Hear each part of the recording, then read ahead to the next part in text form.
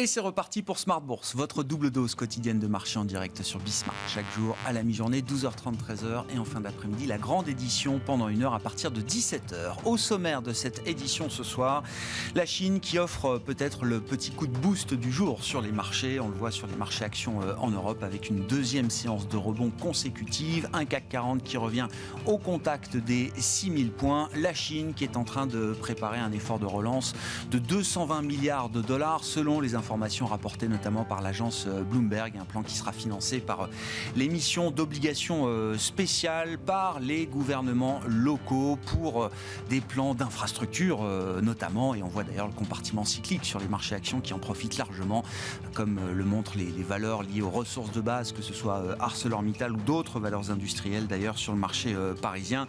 Les détails de cette séance dans un instant avec Alix Nguyen. Sur le front des devises, pas de changement, l'euro-dollar reste plombé, l'euro contre le dollar reste plombé à moins de 1,02. On est sur un plus bas pour l'euro-dollar depuis une génération, depuis 20 ans et plus, avec une parité parfaite qui n'est plus qu'à quelques encablures. C'est un sujet de discussion important pour les investisseurs. Il y a bien sûr la vigueur exceptionnelle du dollar depuis des mois et des trimestres maintenant, qui ne se dément toujours pas, mais il y a peut-être également des interrogations structurelles sur la faiblesse ou les sources potentielles de faiblesse pour la devise unique en zone euro, d'autant que à nos portes, c'est la crise politique. Boris Johnson s'en va, mais reste encore un peu. C'est l'événement politique du jour outre-Manche. Le Premier ministre britannique a annoncé son intention de démissionner après la crise politique des derniers jours et des dernières heures.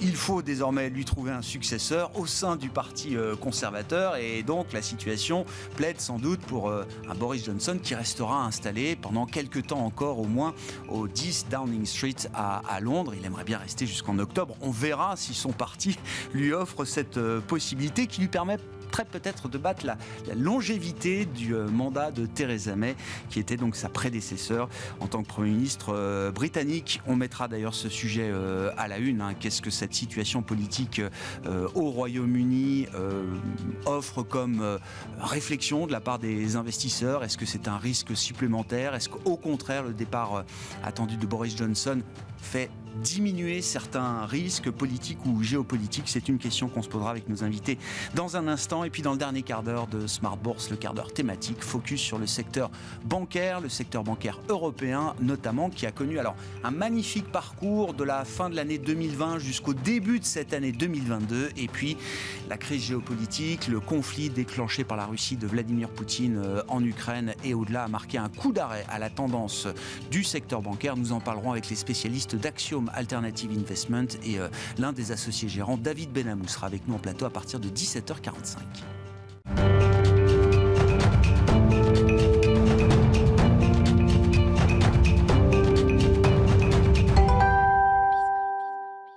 Mais d'abord, les détails de cette séance, une belle séance de rebond dans le sillage de la hausse d'hier. C'est avec Alix Nguyen. Et c'est toujours un rebond pour le CAC. L'indice se trouve soutenu par les valeurs liées aux matières premières, elles-mêmes sous l'effet d'informations évoquant des mesures de relance en Chine. Selon Bloomberg, le ministère chinois des Finances envisage d'autoriser les exécutifs locaux du pays à émettre pour 219,4 milliards d'euros d'obligations au second semestre. Les valeurs minières et sidérurgiques tirent leur épingle du jeu à l'image du stock 600 européen des ressources de base. Ils signent la meilleure performance sectorielle. ArcelorMittal et Eramet sont en forte hausse. Parmi les autres valeurs liées aux matières premières, Total Energy et Vallourec progressent. Les cycliques comme les banques et l'automobile sont aussi particulièrement convoités.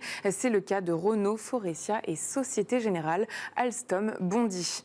À New York, le Dow Jones et le Nasdaq entament la séance dans le vert. Les fabricants de puces AMD, Nvidia et Intel sont en hausse, portés par la croissance de 21% et supérieure aux attentes des ventes de Samsung au deuxième trimestre.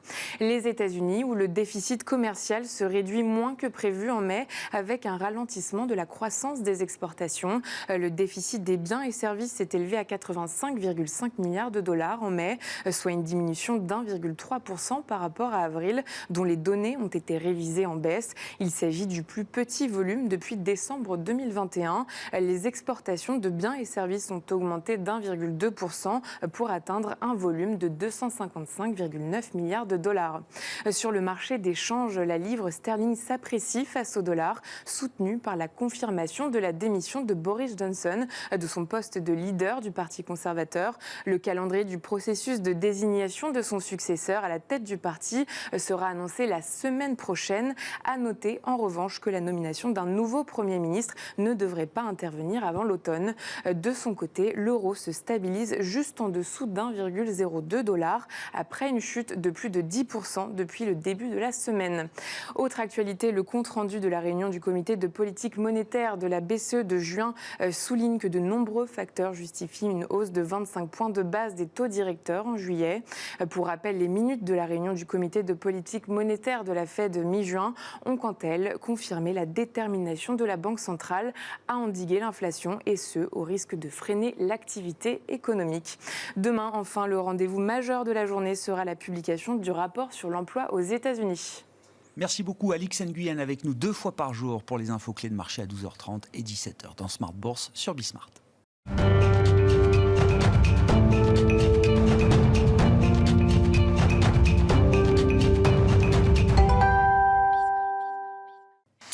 Trois invités avec nous chaque soir pour décrypter les mouvements de la planète marché. 3 stratégistes avec nous ce soir. Xavier Chapard, stratégiste à la Banque Postale Asset Management. Bonsoir Xavier. Bonsoir. Ravi de vous retrouver. Ravi de retrouver également Florent Delorme avec nous ce soir. Bonsoir Florent.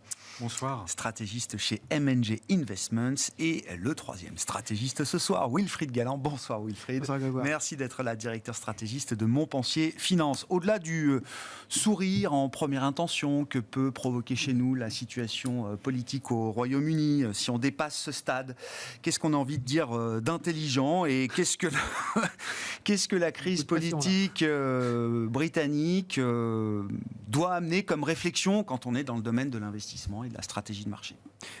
Déjà, ça nous amène au lien entre l'économie et le politique. C'est-à-dire que ce qu'on a vu depuis déjà quelques semaines, voire quelques mois aux États-Unis, au Royaume-Uni, c'est que l'économie du Royaume-Uni était quand même prenait les vents véritablement économiques de face, quasiment les plus puissants parmi toutes les économies développées, et avec une approche très particulière du gouvernement qui était une approche en fait de laisser faire les ajustements économiques sans avoir beaucoup de soutien à la population, sans avoir beaucoup de soutien au pouvoir d'achat, beaucoup de soutiens sociaux. La stratégie était même un resserrement fiscal important, un rééquilibrage budgétaire face à une économie affaiblie, avec de l'inflation. C'était la stratégie budgétaire défendue jusqu'à présent. On jouait à fond l'orthodoxie, en fait, voilà. Par rapport à une crise qui était perçue comme étant un choc extérieur et donc l'opportunité de rééquilibrer un certain nombre de choses.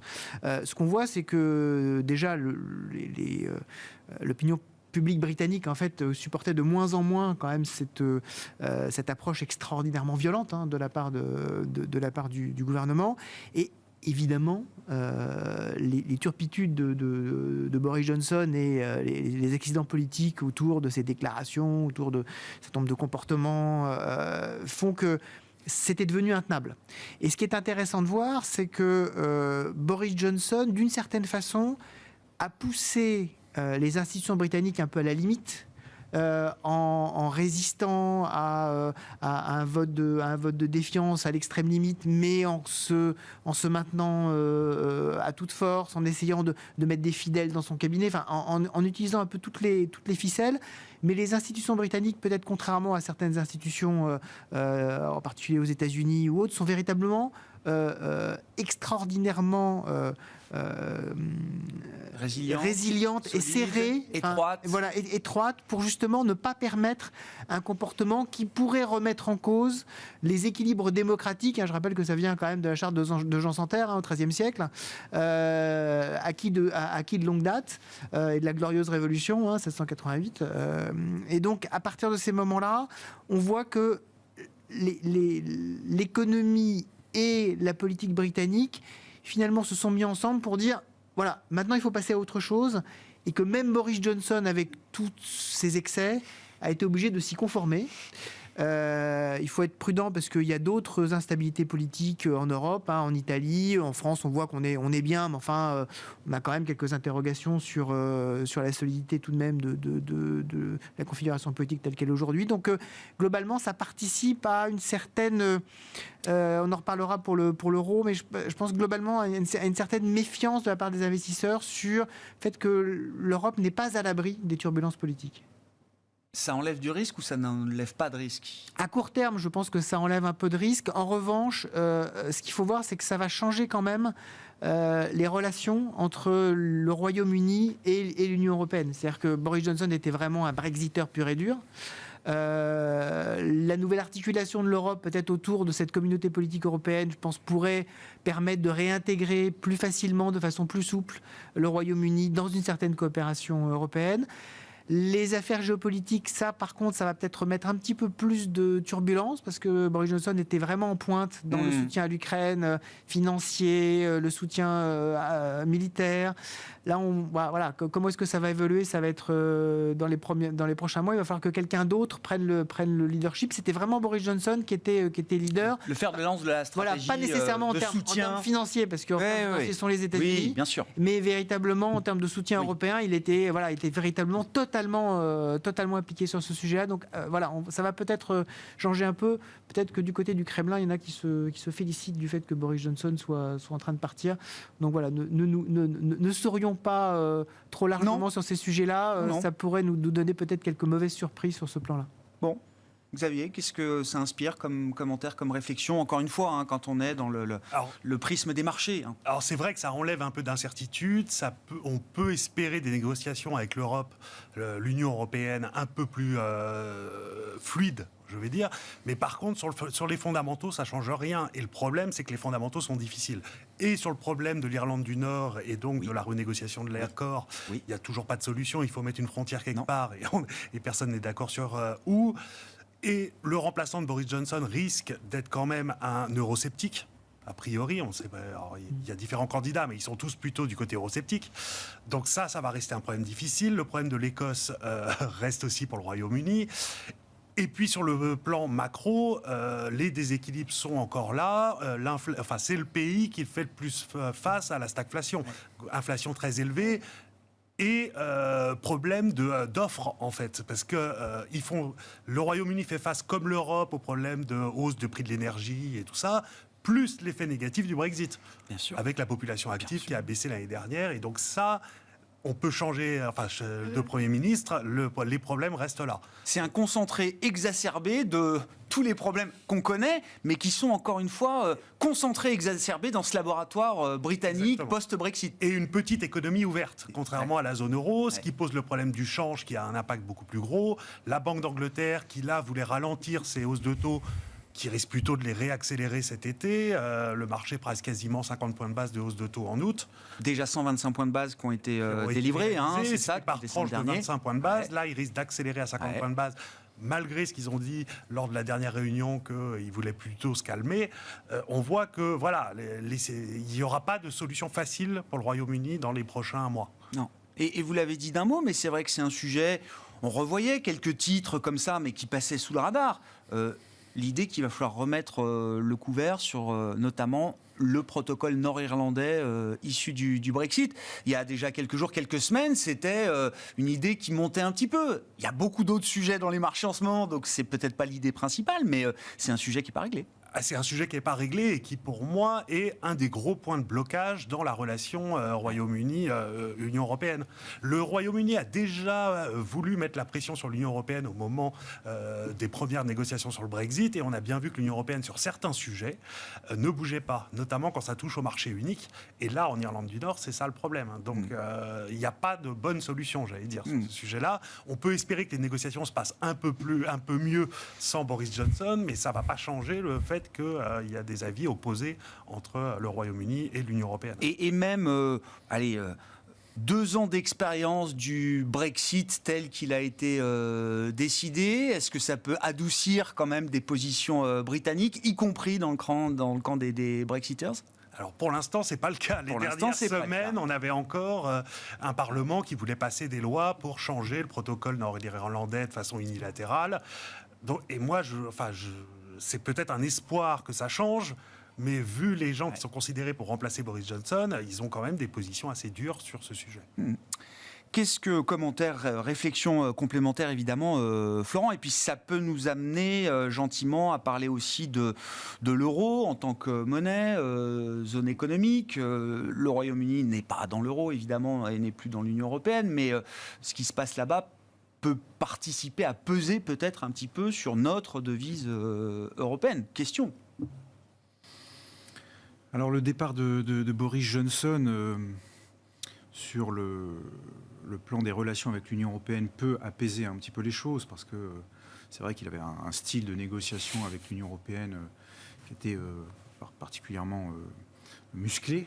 Et donc on peut imaginer que tout en gardant une ligne évidemment favorable au Brexit, puisqu'il ne s'agit pas du tout en Angleterre de remettre en cause le chemin qui a été parcouru. Il ne faut pas concevoir son éviction comme la possibilité de revenir à une relation vraiment très, très forte avec l'Union européenne. Mais disons, dans le style, on peut imaginer quand même des négociations plus apaisées, ce qui est plutôt une chose positive.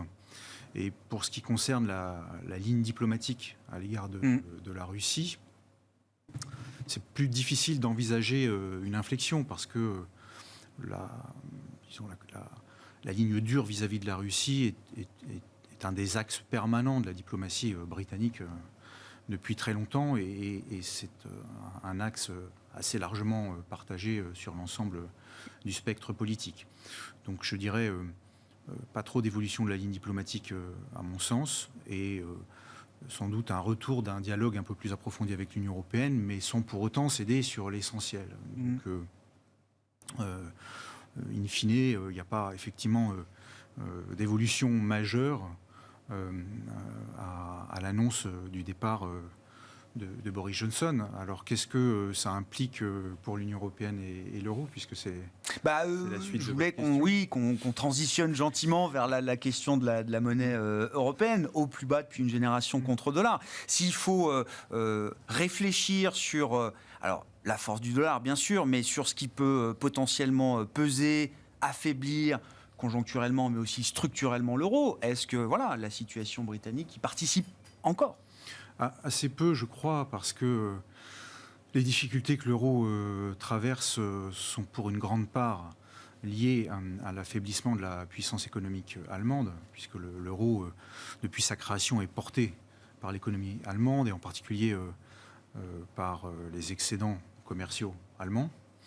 Et là, on a effectivement un changement de régime assez brutal du côté de l'Allemagne, avec un enjeu stratégique qui est loin d'être réglé en ce qui concerne l'accès à l'énergie, des exportations qui sont elles-mêmes en difficulté, et donc les paradigmes sur lesquels l'euro a tenu depuis sa création sont en train de vaciller. Donc la faiblesse de l'euro n'est pas liée uniquement à la force du dollar, il y a quand même une faiblesse structurelle du fait de la fragilité du cœur de l'Europe, et les difficultés historiques de l'Europe, à savoir en particulier la question italienne, sont toujours présentes.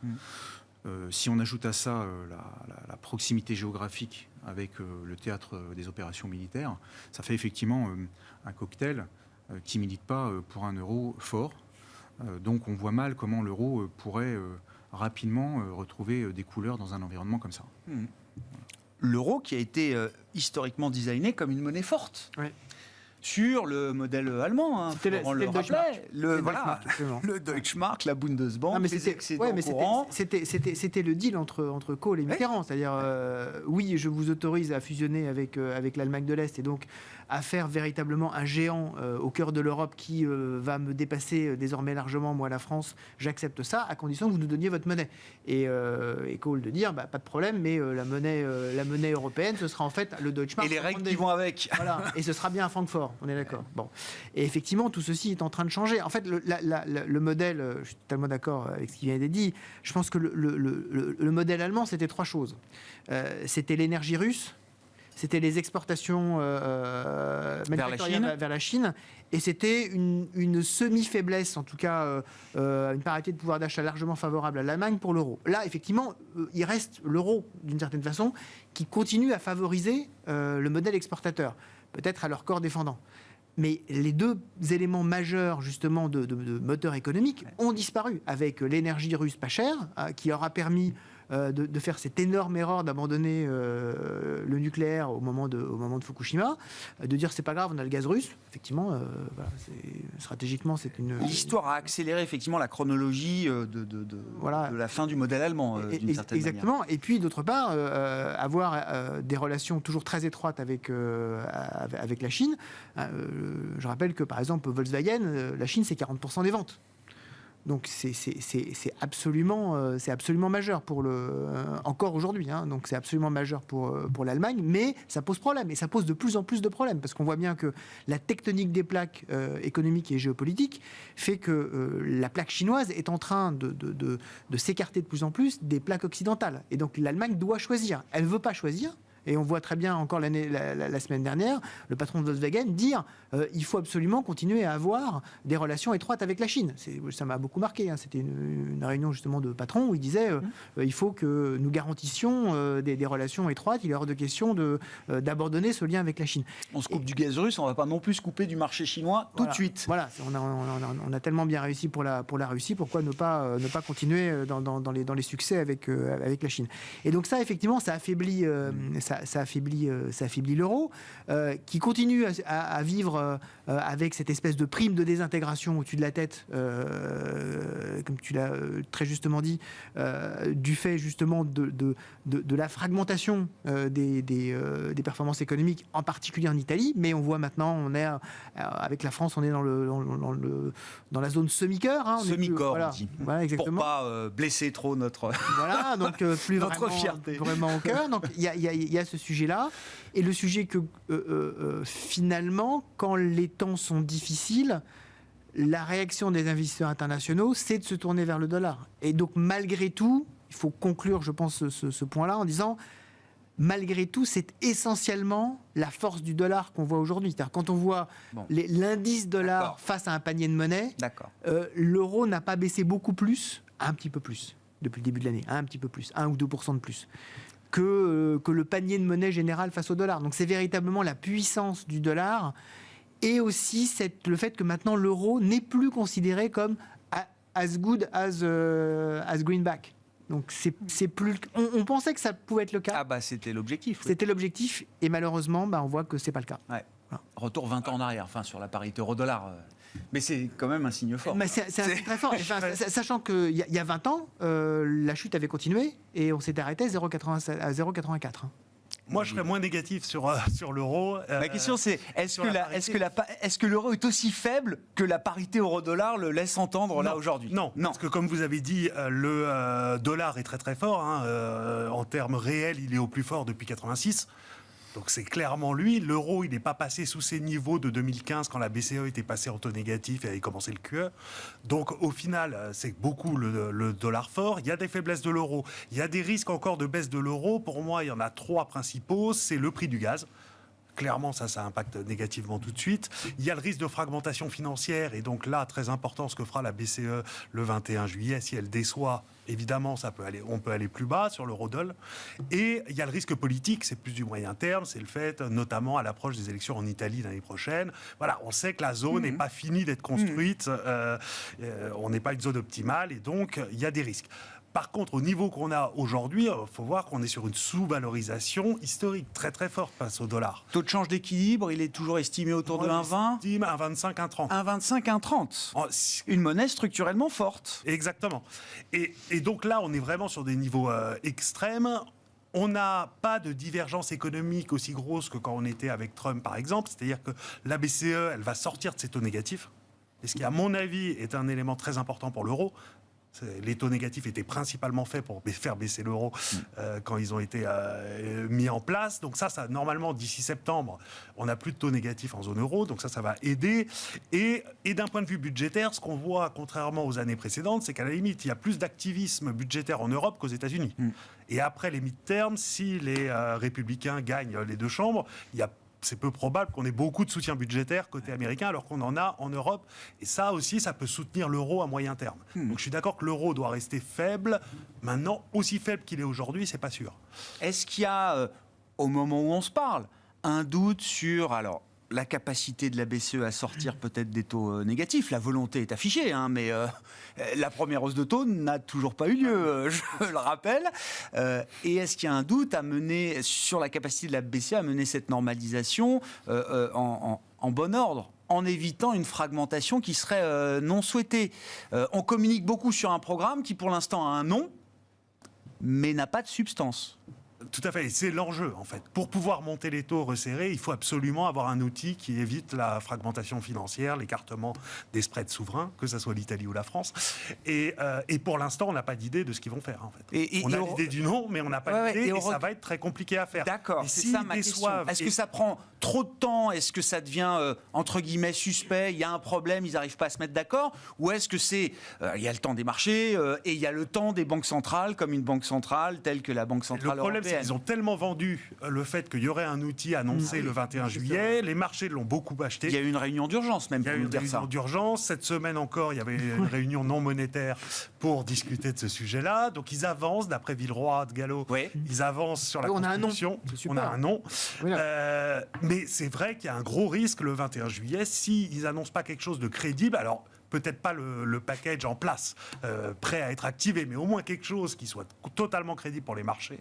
Là, on a un gros risque. Et ça empêcherait la BCE après de remonter les taux. Le marché obligataire européen, se montre patient. Est-ce que c'est comme ça qu'on peut le dire, en attendant les détails de ce programme anti-fragmentation, qui devient la pierre angulaire de la normalisation possible en zone euro, Florent? Je pense que le marché n'a pas trop de doute sur le fait qu'il y aura une solution qui sera trouvée, une annonce sans doute plus précise à partir du 21 juillet et par la suite une solution, parce que de toute façon l'idée d'une dislocation de la zone euro n'est pas du tout dans les têtes, ni souhaitable, ni dans les têtes des dirigeants européens, y compris des pays du Nord. Donc le nécessaire sera fait, quitte à rompre encore plus avec la doctrine orthodoxe qui était à l'origine de la création de l'euro. Et c'est là où il y a quand même une difficulté, c'est qu'on ne voit pas exactement où va le projet européen, parce que comme tu le rappelais, à l'origine, dans ce partenariat avec l'Allemagne nous amenait une monnaie forte, et dans l'idée des dirigeants, notamment français, cette monnaie forte allait imposer des efforts de productivité à l'économie française. Donc c'était un projet de rigueur, de discipline, et c'est sous la pression de cette monnaie forte, en oubliant les facilités des dévaluations répétitives, que l'économie française allait se hisser en termes de productivité, de niveau de gamme, etc. Force est de constater qu'effectivement, ça n'a pas fonctionné, puisque Mario Draghi a scellé définitivement à son arrivée la fin de ce projet, et on a basculé à nouveau d'un certain point de vue dans ce que l'euro était censé combattre, c'est-à-dire le laxisme monétaire, puisque la monnaie unique, à partir de l'arrivée de Mario Draghi, à nouveau était perçue comme un instrument permettant de faciliter le quotidien et de différer les réformes structurelles, les déficits, le maintien, les déficits budgétaires toujours plus présents, tout ça. Donc on voit bien qu'il y a quand même un euro qui est plus tout à fait en ligne avec ce qu'il devait promouvoir à sa création. Et donc là, l'outil anti-fragmentation qu'on nous promet est un pas de plus vers un euro encore moins orthodoxe qu'il était prévu à sa création. Et le débat, il se place également sur le terrain budgétaire. Bruno Le Maire le redit, les règles budgétaires sont obsolètes. Aujourd'hui, on voit l'Allemagne. Alors évidemment, situation d'urgence, si le gaz est coupé, on cassera à nouveau les règles budgétaires en Allemagne. La promesse était de revenir à l'orthodoxie pure et dure dès 2023. On voit même l'Allemagne, avec toute la volonté orthodoxe qu'elle peut avoir, sans doute ne sera pas à ce rendez-vous-là non plus. Exactement. Et puis le pendant de cette discipline économique qui devait pendant des années permettre un redressement de la productivité dans le sud de l'Europe, c'était un fédéralisme toujours plus accru, avec effectivement une mutualisation progressive des déficits, des dettes. Et là, on voit bien qu'on en est encore loin, puisque c'est difficile d'imposer une mutualisation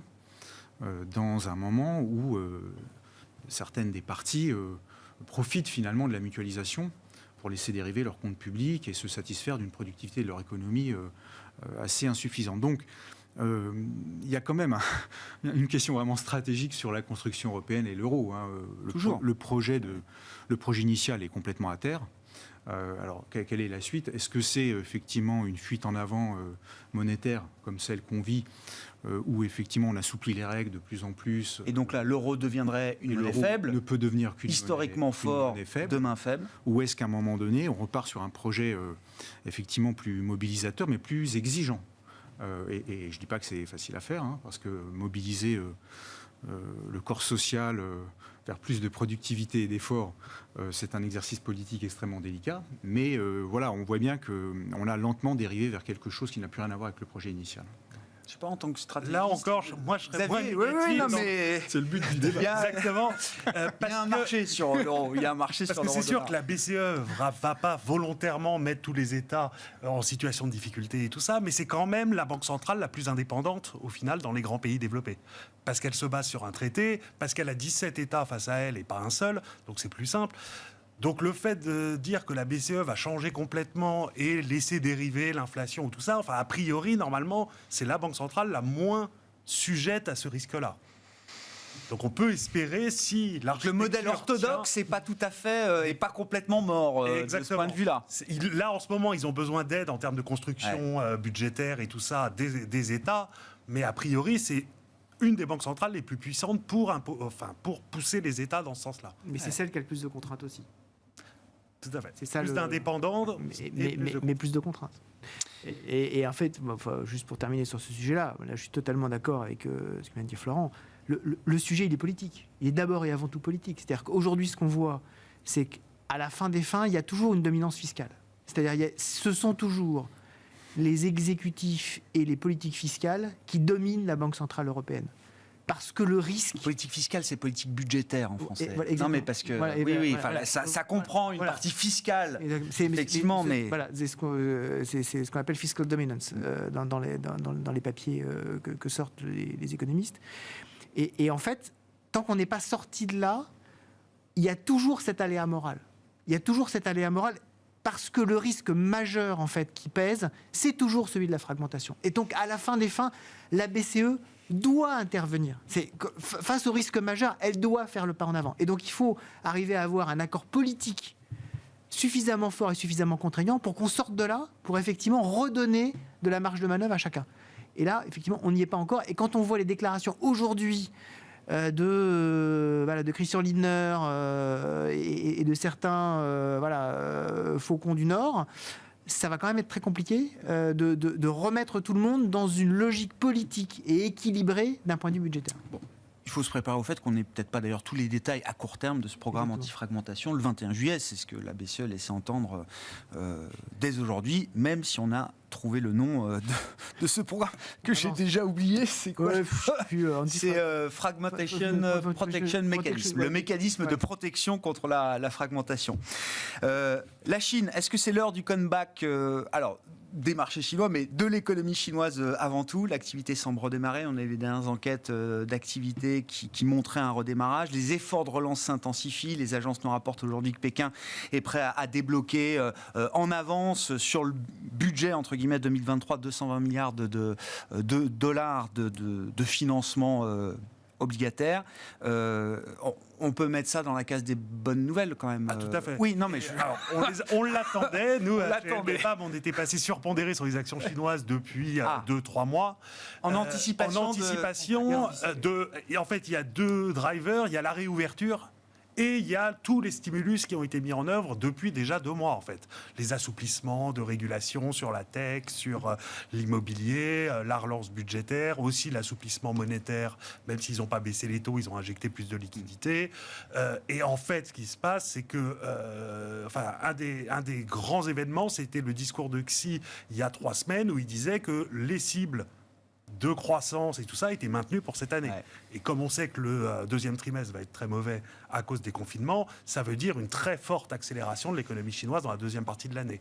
Ils vont peut-être pas atteindre les 5,5 de croissance pour l'année, mais ils vont s'en rapprocher a priori, vu que c'est une décision du gouvernement central et qui a les moyens, via l'infrastructure, l'investissement, d'arriver à ses fins. Oui, quand on fait les maths économiques, oui, c'est jouable. On peut, en mettant les moyens nécessaires, on peut se rapprocher des 5,5% de croissance officiellement visés par le parti. Tout à fait. Même si c'est pas très positif pour le long terme, si vous faites des investissements qui servent pas à grand chose, à court terme, les investissements, ça fait de la dépense et ça fait des revenus. C'est la philosophie de la relance chinoise. Il y a une forme là aussi de blocage. L'objectif étant quand même de basculer le modèle économique chinois. À chaque crise et à chaque effort de relance. C'est les anciens outils. Et oui, ils n'y arrivent pas. Et même peut-être qu'au sein du parti, ça provoque des réticences désormais de la part de certains de réutiliser en permanence ce genre de vieilles Mais quand vous avez un risque sur la stabilité sociale face à la transformation de long terme, je veux bien que ce ne soit pas un pays démocratique, mais ils ont quand même des pressions politiques et donc ils font comme les autres politiques, c'est-à-dire que stabiliser l'économie avant tout. Un véritable problème de chômage en Chine. C'est-à-dire qu'en fait, évidemment, les chiffres n'ont rien à voir avec les chiffres européens. Mais quand on regarde, par exemple, le chômage des jeunes dans les grandes villes, il est en train de monter d'une façon très spectaculaire. Et donc, on a des commentaires sur les réseaux sociaux chinois sur, mais en fait, à quoi ça servait de faire des études, y compris avec les confinements, etc. Et donc, comme il y a une pression sociale, effectivement, qui est très forte, les 5% minimum de croissance, c'est ce qu'il faut pour absorber... Juste pour absorber les millions de nouveaux entrants sur le marché du travail chaque année. Exactement, 5%, c'est vraiment le minimum. Il y a les diplômés chaque année qui arrivent sur le marché du travail, et ça, c'est très très important pour les autorités. Pas atteindre 5,5, c'est pas très grave, mais 5%, il faut les avoir. Sinon, effectivement, le pouvoir central, c'est quand même l'année où Xi Jinping, normalement, doit avoir un historique 3e mandat. Normalement, en octobre, tout le monde dit octobre, c'est le 2e semestre, donc ça peut arriver n'importe quand. Pourquoi vous dites normalement ? En fait, aujourd'hui... Parce que c'est pas sûr ? Parce que c'est pas en fait, parce que effectivement, comme vous le disiez, ce sera peut-être pas aussi éclatant que. Il y a par exemple dans cette publication extraordinairement objective qui est le quotidien du peuple. Tout le monde regarde savoir quelle est, par exemple, la maxime de Xi Jinping qui est toujours en première page. Or, il y a eu quand même plusieurs numéros du quotidien du peuple où il n'y avait pas Xi Jinping en première page. Voilà, et tout le monde s'est dit, mais effectivement, il y a un problème. Et c'est pour ça d'ailleurs que, une des interprétations du fameux discours d'il y a 3 semaines, c'est effectivement d'essayer de reprendre la main pour dire, je suis toujours là. C'est pas mon Premier ministre qui décide, c'est pas, voilà, je suis toujours là. Et ça montre quand même une espèce de nervosité du pouvoir chinois. Et donc, je pense que les fameux 220 milliards, qui effectivement cumule beaucoup de choses. 220 milliards, c'est un chiffre qui marque, mais il y a beaucoup de choses qui vont être étalées dans le temps. Mais c'est extraordinairement nécessaire pour dire, oui, je vous impose beaucoup de contraintes aujourd'hui, mais regardez, ça fonctionne. Parce que si en plus ça ne fonctionne pas, là, le fils du ciel, comme on appelait avant l'empereur chinois, a véritablement un gros souci. Avec tout ce qu'on a dit, vos commentaires, bien sûr, Florent, mais on est arrivé à un point où, à un moment, les grands gestionnaires d'actifs mondiaux sous-détenaient ou sous-détiennent toujours les actions chinoises. Enfin, tous ceux qui ont vendu. Enfin, voilà, il n'y a plus d'actions chinoises dans les portefeuilles. Sauf LBPAM. Alors, non, mais, je parle sur l'ensemble du marché, mais c'est pour donner un peu la perspective. Est-ce qu'il faut en remettre là aujourd'hui ? Sur la base d'une analyse économique, on serait tenté effectivement d'aller sur le marché des actions chinoises parce que tout ce qui vient d'être dit est pertinent. On voit effectivement que un dispositif de relance va, disons, ancrer un petit peu la croissance chinoise et les actifs chinois étant tellement sous-valorisés, on peut tenter effectivement de remettre une allocation sur ce pays-là. Alors, pour notre part, on couple à cette analyse économique une tentative d'analyse politique qui, elle, pour le coup, nous effraie un petit peu.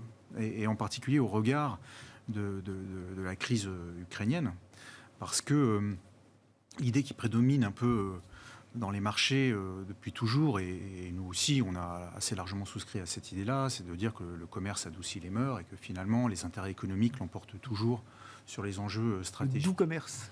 Voilà. Montesquieu. Exactement. Et c'est vrai que c'est sur cette base-là que personne n'avait vraiment anticipé une offensive aussi ample de la Russie sur l'Ukraine. Je crois que même les meilleurs spécialistes ne voyaient pas du tout les forces russes tenter d'aller jusqu'à Kiev. Et donc, il faut quand même sans doute peut-être se poser des questions. Est-ce que les intérêts économiques l'emportent toujours sur les intérêts politiques ? Est-ce que le conflit, la guerre en Ukraine, ne jette pas quand même une pierre dans ce jardin-là ? Voilà. Et du coup, faut-il revenir de manière assez normale dans une location structurellement, sur la Chine, juste en disant ça fait X% du PIB mondial, c'est une économie où il y a de la technologie, il y a de la croissance. On doit légitimement avoir, quand on a un investisseur basé en Occident, une part significative de son portefeuille en Chine. La question se pose, il y a une prime de risque politique qui n'est sans doute pas complètement intégrée dans les raisonnements, parce que qui peut dire que dans le cadre de la rivalité sino-américaine dont on parle depuis des années, avec moult documents attestant que l'enjeu numéro un pour la diplomatie américaine, c'est de contenir l'émergence de la puissance chinoise qui, elle, n'a pas du tout l'intention de se laisser faire. Et donc, dans ces conditions, est-ce qu'il n'y a pas un risque politique beaucoup trop fort, qui lui-même est couplé à un risque juridique, parce que les conditions de détention de la propriété en Chine sont eux-mêmes pas tout à fait aux standards européens. Donc, après ce long développement, la conclusion, c'est qu'effectivement, pour ces raisons-là, on ne revient pas sur les actifs chinois. On a une minute chacun là. Qu'est-ce qui vous intéresse ? Est-ce qu'il y a des choses nouvelles qui vous intéressent ? On se voit tous les mois dans les marchés. Comme on veut quand même participer un peu à la croissance en Asie, on va plutôt aller sur, par exemple, la Corée du Sud ou le Japon, qui sont deux zones d'investissement assez importantes pour nous. On avait un positionnement très value, voire cyclique. On se détache un peu de ce positionnement-là pour revenir un peu plus vers des valeurs de consommation de produits de base. On oriente nos portefeuilles vers les infrastructures, puisqu'on peut les acheter via des véhicules cotés. Les infrastructures qui sont au cœur de la transition énergétique et qui permettent, si on les détient, de compenser en partie une éventuelle inflation. Et puis, on remet un petit peu d'énergie et de matières premières, puisque c'est là aussi... Après la correction qu'on a pu voir là ? D'accord. Exactement. Donc, on était très value, on revient... Pour vous, ce n'est pas une rupture de la tendance sur les matières premières, ce qu'on a vu sur quelques semaines. Là. Non, là, il y a une correction qui était liée sans doute à une poussée un peu trop forte des cours. Donc, profitons de cette correction pour revenir un petit peu. Voilà. Donc, voilà un petit peu les axes de nos portefeuilles. Qu'est-ce qui vous intéresse tactiquement ou stratégiquement dans les marchés ? Donc les actions chinoises, on a compris. Voilà, mais en dehors de ça, on reste assez prudent. On peut avoir des bonnes nouvelles dans le deuxième semestre, mais le scénario central pour nous dans le deuxième semestre, c'est quand même un ralentissement de la croissance vers zéro, voire légèrement négatif au tournant de l'année, que ça soit aux États-Unis ou en Europe. Et donc, on pense qu'il faut rester assez prudent. On a remis des obligations long terme dans les portefeuilles parce qu'elles permettent de nouveau, j'allais dire, de hedger un petit peu les risques. Et sur les actions, on reste, nous, sur des positions assez value, small cap et de qualité. C'est surtout ça, en fait. D'accord. De rester quand même sur des choses assez défensives. Et avec des entreprises capables de défendre leurs marges. On pense que là, le marché achète assez vite le fait que l'inflation va baisser assez fortement, notamment aux États-Unis, après l'action de la Fed. Nous, on reste plus prudent que ça sur la capacité de l'inflation à baisser avant d'avoir un ralentissement économique important. Wilfried, pour conclure. Nous, on reste effectivement assez diversifié. Il y a un élément qu'on a réintégré quand même depuis pas longtemps, c'est effectivement toute la partie technologie, la partie véritablement valeur de croissance, parce que justement, moi, ce que je regarde sur les marchés, ce qui m'intéresse beaucoup, c'est que les anticipations d'inflation sont en train de baisser quand même très vite. Et quand on regarde à la fois les anticipations sur l'indice que Jérôme Powell a dit lui-même suivre, c'est-à-dire l'indice Michigan, les anticipations d'inflation à un an, exactement, des ménages, sont en train de baisser de façon assez significative. Les anticipations sur le marché, les anticipations qu'on appelle 5 ans dans 5 ans, là aussi sont en train de baisser de façon très rapide. Et donc tous ces éléments-là font qu'on a une volatilité sur les taux qui montre que la croissance la partie technologique des valeurs, et là je suis totalement d'accord, solides, ayant démontré leur capacité justement à générer du cash flow avec un bilan solide, c'est sûr qu'il ne faut pas aller vers des modèles qui demandent aujourd'hui beaucoup de financement. Là, effectivement, il y a des choses probablement à faire en ce moment. On verra, les anticipations baissent vite, ça c'est la fonction du marché, d'aller parfois vite. Dans la réalité, effectivement, on verra. Prochain rendez-vous, c'est le CPI US. Il y a des indicateurs avancés, des indicateurs retard. Oui, effectivement. Il faut toujours plutôt regarder les indicateurs avancés, les indicateurs Mais la retard. Fed regarde de plus en plus ces indicateurs retard. C'est d'ailleurs leur problème. Ils ont un peu changé tout leur baromètre à la Fed. Bon, merci beaucoup messieurs, on s'arrêtera là pour ce soir. Merci d'avoir été les invités de Planète Marché. Wilfried Galland, directeur stratégiste de Montpensier Finance, Xavier Chapard, stratégiste à la Banque Postale Asset Management et Florent Delorme, stratégiste chez M&G Investments.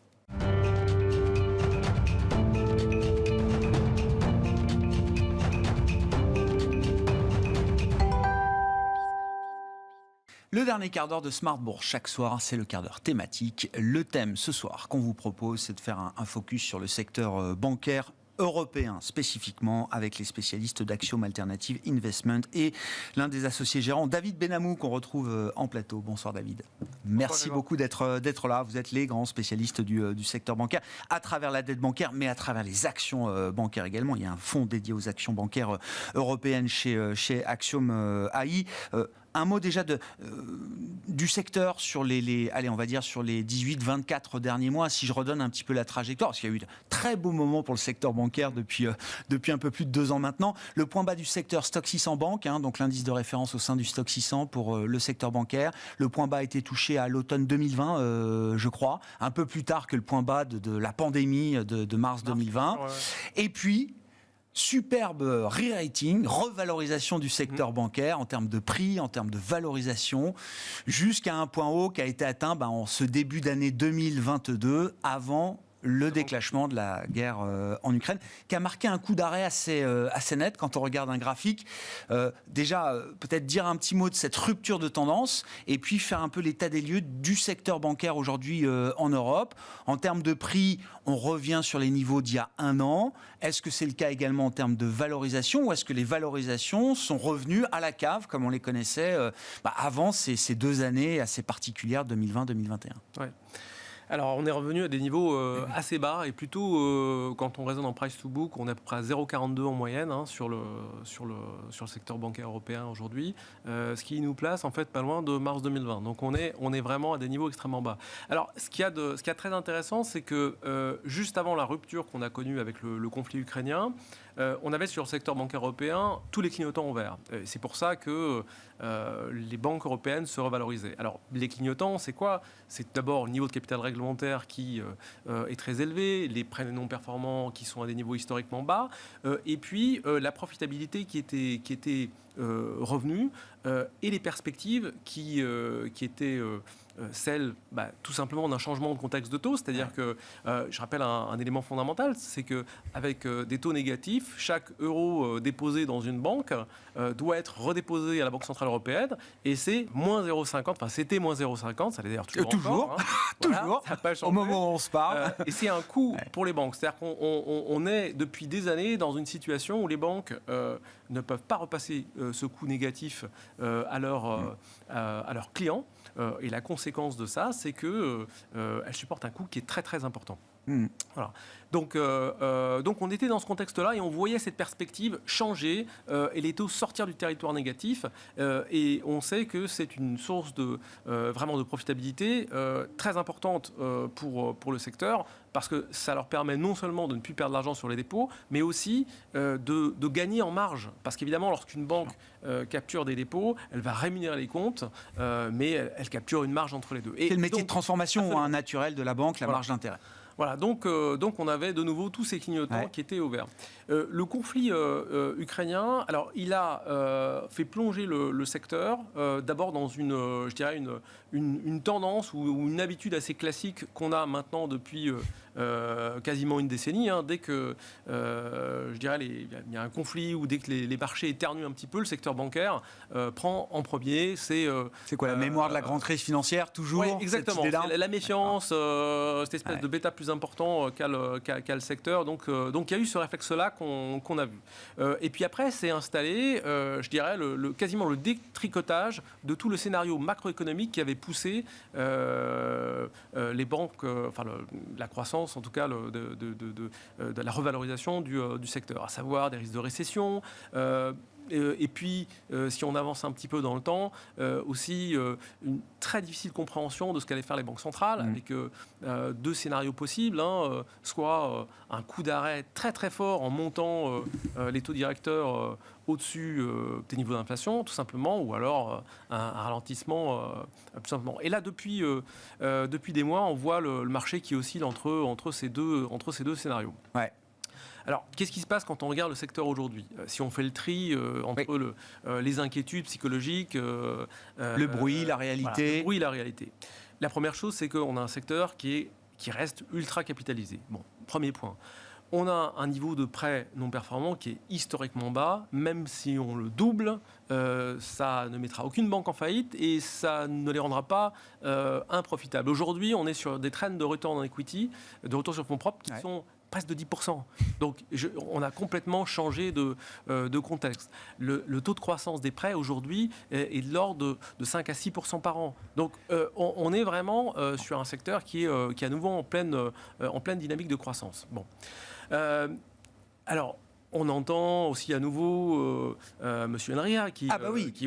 Donc là, c'est la question des dividendes, du retour aux actionnaires. Il y a eu la pause Covid, effectivement, on a tout suspendu, et puis ça a été réouvert. Et là, entre la crise géopolitique, le risque économique, de fragmentation et autres, on voit donc le chargé de la supervision bancaire au sein de l'institution européenne, c'est ça ? Le BA.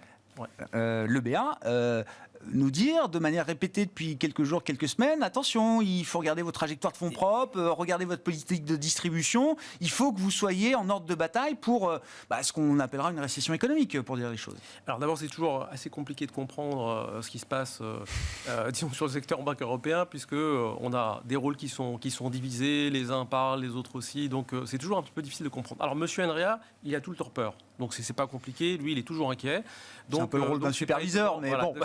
Donc c'est pas étonnant de le voir dans cette posture. Ouais. Alors après, lorsqu'on regarde, par exemple, les anticipations aujourd'hui, les dividendes futurs, on est déjà avec une décote supérieure à 50%.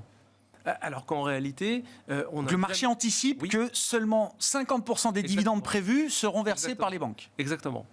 Donc, voilà, aujourd'hui, le rendement sur dividendes tel que les banques ont prévu de le verser est à peu près de 8% en moyenne. Et il faut rajouter à ça les programmes de rachat d'actions. Alors, il y a peut-être une question sur les programmes de rachat d'actions.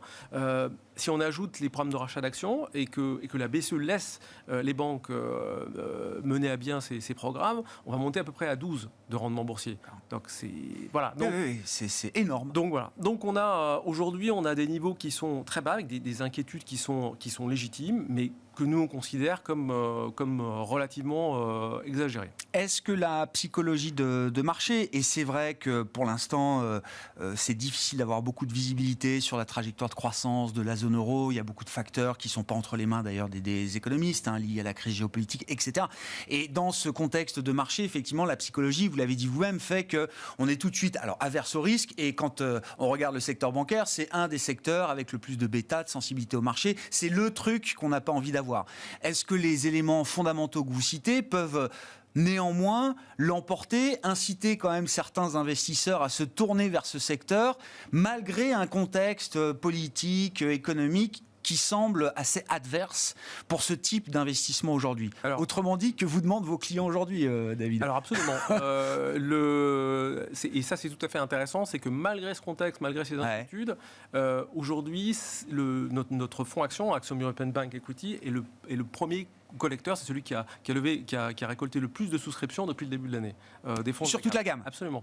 Donc on voit en fait cette réallocation. Alors les gens sont inquiets, tous n'y vont pas ou commencent à y aller, mais tout le monde sent bien que certes il y a un contexte qui n'est pas rassurant, avec beaucoup d'incertitudes, mais malgré tout, je crois que les gens ont quand même conscience des fondamentaux, qu'on est en train de changer d'époque pour le secteur bancaire, et que voilà, lorsqu'on regarde des métriques en fait objectives, on se rend compte que c'est quand même solide. Ouais. Dans le reste de votre gamme, parce que c'est vrai que là on se focalise sur les actions bancaires, mais historiquement vous êtes des spécialistes de la dette bancaire en Europe notamment. La gamme est quand même très large aujourd'hui. Sur la collecte que vous enregistrez une collecte nette positive depuis le début de l'année, David, donc une bonne partie va sur les actions. Comment se répartit l'autre partie? Là, les clients qui viennent chez Axiom, qu'est-ce qu'ils viennent chercher pour ceux qui ne cherchent pas spécialement les actions bancaires européennes? Alors la deuxième allocation, c'est notre fonds short duration, Axiom Short Duration. Évidemment, il n'y a rien de surprenant là-dedans, puisque en période de volatilité ou en tout cas d'incertitude sur ce qui va se passer sur la courbe des taux, les gens sont venus sur des fonds à duration faible. Et bon, comme le portefeuille était très très en cash en fait depuis le début de l'année, il a relativement bien résisté à la baisse, et donc là on profite des opportunités de marché. On arrive sur des rendements aujourd'hui pour ce fonds qui est short duration de 4,7%. Donc c'est... Ah oui. Ouais. Et ça, c'est pour des clients qui cherchent quoi, à placer leur argent pour quelque temps, tactiquement, sans essayer d'en perdre, justement. Je crois qu'il y a deux optiques. Il y a ceux qui viennent parce qu'ils savent pas exactement quoi faire, donc ils voient que le fonds en fait a une volatilité historique qui est faible et une duration faible, donc c'est pour eux, je dirais, temporaire en attendant de redéployer, et d'autres regardent le rendement annualisé sur long terme. Ça reste 2% aujourd'hui de rendement annualisé, et c'est ce que ce fonds est censé faire, donc voilà, il y a vraiment, on a les deux utilisations, mais en tout cas beaucoup de souscriptions, d'engouement pour cette stratégie. Ouais. Dernière question, la question M&A, David. BNP Paribas, ABN AMRO. Bon, alors c'était il y a quelques semaines, effectivement. Est-ce que c'est pas une petite histoire? Est-ce que c'est le début d'une histoire, sachant que BNP a été peut-être la dernière grande banque européenne à mener une acquisition d'envergure? C'était Fortis à la sortie de la grande crise financière, si je dis pas de bêtises, David. Ils avaient fait BNL, l'Italie, etc. Donc ils ont cette capacité à le faire. Ils ont vendu Bank of the West aux États-Unis. Ils ont de l'argent pour le faire. Est-ce que c'est le début d'une histoire? Alors, BNP, c'est la banque la mieux placée quasiment pour faire du M&A en Europe aujourd'hui, pour deux raisons. Ils ont un track record qui est assez remarquable. Et puis, ils viennent de sortir des US, donc ils ont pas mal de sous à dépenser, entre guillemets. Donc eux, ils sont prêts, et donc c'est le candidat, je dirais naturel. Absolument. Ensuite, on a d'autres candidats. Unicredit, M. Orcel, qui est un homme du M&A, il est là aussi pour améliorer la franchise locale en Italie. Donc, oui, clairement, on est en train de changer d'époque, changer d'air. On était les 10 dernières années dans un secteur bancaire en restructuration, où le management était là pour couper les coûts, faire des augmentations de capital. Et pendant toute cette période-là, à chaque fois que je vous ai posé la question M&A, vous avez été très très prudent en disant oui, localement, domestiquement, notamment en Italie ou en Espagne, il y a des choses qui se font et qui doivent continuer à se faire. Mais sur l'idée d'une fusion européenne, pan-européenne, vous avez toujours été très très prudent. Vous dites là, si l'histoire change, c'est peut-être demain quelque chose qui redevient possible. Oui, alors il y a toujours des sujets réglementaires un peu compliqués à traiter, mais en tout cas, de manière certaine, on a aujourd'hui des candidats en M&A qui sont capables de le faire. BNP, c'est le meilleur exemple, mais il y en a d'autres. Ouais. Merci beaucoup David. David Benhamou, spécialiste donc, du secteur bancaire avec les équipes d'Axiom Alternative Investment. Vous êtes associé gérant d'Axiom. Merci d'avoir été l'invité du quart d'heure thématique ce soir de Smart Bourse sur Bismart. Voilà pour cette émission. On se retrouve demain à 12h30 en direct.